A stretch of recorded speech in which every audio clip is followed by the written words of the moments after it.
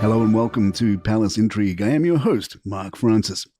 Prince Harry and Meghan Markle kicked off the Invictus Games in Vancouver with a spirited display of support for Team UK, cheering from the stands as competitors took the stage.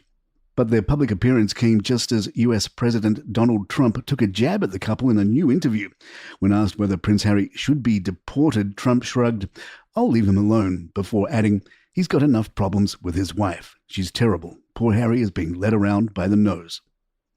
Undeterred, the couple remained focused on the event, which marks the 7th edition of the Games since Harry founded them in 2014. This year's competition sees over 500 wounded military veterans competing in 11 events, including winter sports, for the first time. At the opening ceremony, Harry, who served in Afghanistan and has witnessed firsthand the toll of war on his comrades, delivered an emotional speech to the 40,000-strong crowd. "We gather here in Vancouver in a spirit of unity. Beyond any differences, here at the Invictus Games, we are grounded in mutual respect, competing fiercely but believing in one another," he said. Acknowledging Canada's Indigenous First Nations peoples, he thanked them for hosting the Games. Harry also had a message for the competitors. "Over the past decade, I've lost count of the times we've heard you tell us that the Invictus Games saved you. Respectfully, I disagree. Invictus didn't save you. You saved yourself." Some thought one section of this speech might be addressing Trump when Harry said, "At this moment, when there is no shortage of crises, no absence of uncertainty, no lack of weak moral character in the world, the values you embody, the way you carry yourselves, not only at the Invictus Games, but each and every day, your courage, your resilience, your humanity illuminate a path forward for us all." The night's entertainment featured Coldplay's Chris Martin performing the Invictus Anthem, which he penned in 2014, followed by Nelly Furtado singing "I Am Like a Bird," alongside dance crew Ill Abilities. Pop icon Katy Perry closed out the show with a performance of her hit Raw, capping off what is said to be the biggest Invictus Games yet.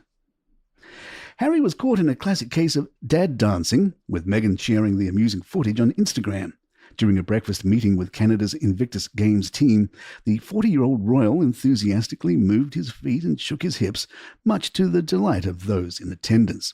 At an evening welcome reception, Meghan spoke warmly about Harry's dedication to the event, telling attendees, "You will see him throughout this week. You will see him at the Games. You will see him probably curling with you, cheering you on. He wants to be there with you. He is in it with you. What you won't have seen is all of the moments in the lead-up to these Games, and my husband's in all of that with us." And then he'll be on his phone, and Archie will say, "Papa, why are you on the phone?" He's like, "Because it's Invictus. I'm getting ready for Invictus." You are his family, just as we are his family, and I hope you recognize how much of his heart he has poured into every single beat that has gotten all of you to this week. That is going to be spectacular. Body language expert Judy James seemed excited by Meghan's cheerleader behavior, telling the Mirror, "When Meghan picked up 2 big blue pom-poms and danced with them above her head, it was a fitting symbolic gesture, as her body language at the Games so far seems to be very emphatically defining her in the role of Harry's cheerleader and #1 fan. She has put herself in the role of vector here, pointing the audience and their affection in Harry's direction.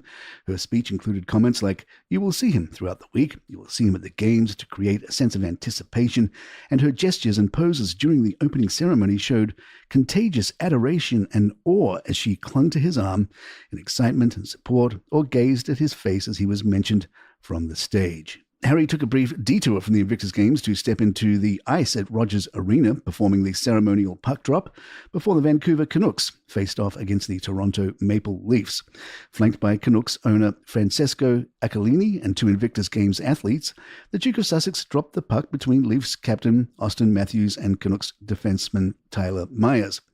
Meghan watched from the Canucks bench. This marks the second time Harry has dropped the puck at the Canucks game, having previously done so last November when he announced the official dates for the 2025 Invictus Games. The Canucks are 2-0 with the Sussexes in attendance. Interestingly, Queen Elizabeth also did a Canucks puck drop when she visited in 2002. We were too lazy to look up whether or not the Canucks won that game. Harry and Meghan had kicked off the Invictus Games Vancouver Whistler 2025 with a surprise breakfast visit to Team USA, much to the delight of the competitors. Retired Master Sergeant Blanca Baquero Cruz summed up the moment, calling Prince Harry Absolutely amazing for his ongoing support of wounded warriors, both those with visible injuries and those dealing with invisible wounds. Major Ashley Christman, a participant, said, "We didn't know for sure that they were going to be at breakfast with us this morning. It was a really intimate connection. Prince Harry is the foundation of togetherness for us and that fighting spirit." Teammate Christopher Bird, who survived a Taliban IED attack in Afghanistan in 2008, was thrilled to meet Harry, recalling that he had heard about the prince's service while they were both deployed. Town and Country, in their exclusive story, quoted Bird as saying, "I always respected that. We got a cheeky selfie."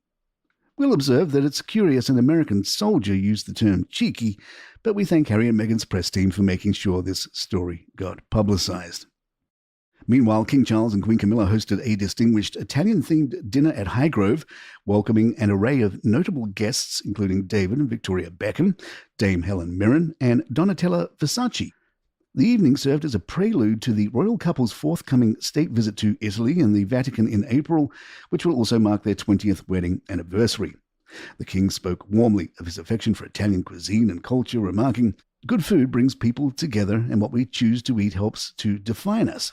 He went on to praise the evening's celebration of slow food, a philosophy that prioritizes fresh, locally sourced ingredients and traditional culinary techniques. The menu, crafted by Calabrian chef Francesco Mazzai, featured a blend of Italian recipes prepared with British ingredients, accompanied by both English and Italian wines. Among the highlights were Scottish crab panzanella, West Combe ricotta ravioli, and Suffolk red porchetta, followed by zuppa inglese for dessert. Guests toasted the occasion with Highgrove sparkling wine and a selection of fine Italian vintages. Adding to the convivial atmosphere, Stanley Tucci, whose passion for Italian cuisine influenced the evening's menu, joined the king in preparing cocktails with herbs sourced from the Highgrove gardens. His Majesty, in a moment of lightheartedness, quipped, "I can only hope they are still talking to each other at the end of it all." The king concluded the evening with a toast in Italian to Italy's timeless food culture. And there you have it. If you'd like to email us, our address is thepalaceintrigue@gmail.com. Please follow us on Spotify, Apple, or the app of your choice, and leave us a review or 5 stars if you're enjoying the show. Don't forget you can get this show along with hundreds of others from Caloroga Shark Media, commercial free. All the details are in the show notes. I'm Mark Francis, and thanks to John McDermott. This is Palace Intrigue. Good times.